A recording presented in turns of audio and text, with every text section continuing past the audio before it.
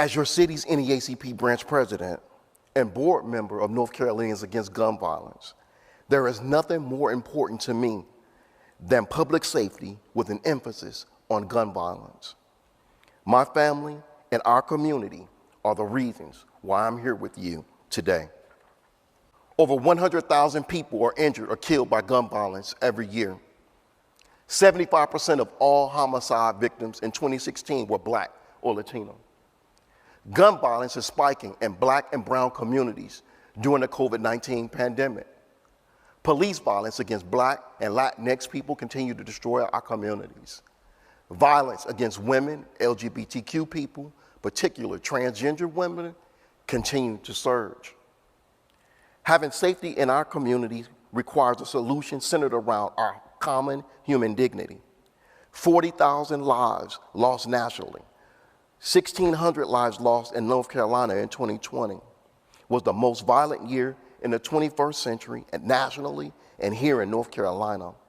Gun violence has a devastating impact on the city, both in terms of the lives lost and the pain, suffering, and trauma, and in terms of economic costs.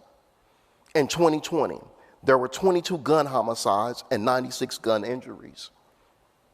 The gun violence has an economic toll on the city. It strains city agencies, the police, EMS, puts a burden on the hospitals, and of course has a tremendous toll on survivors and their families, preventing people from working and continuing to contribute to the city. Health economists have calculated what the average cost is per homicide and gun injury in North Carolina.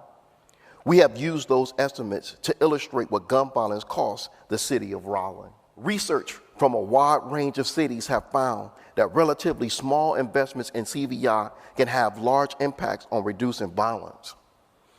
When properly funded and scaled, these programs have been shown in some cities to reduce gun violence by as much as 30%.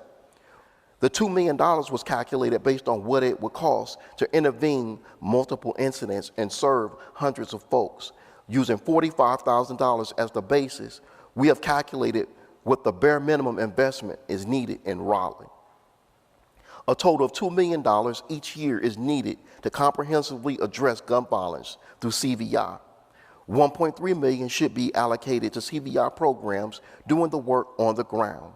The remaining $700,000 should go towards building an office of gun violence prevention to disperse grants, build the capacity of CVI organizations on the ground, and to secure external funding for the city's efforts to address gun violence.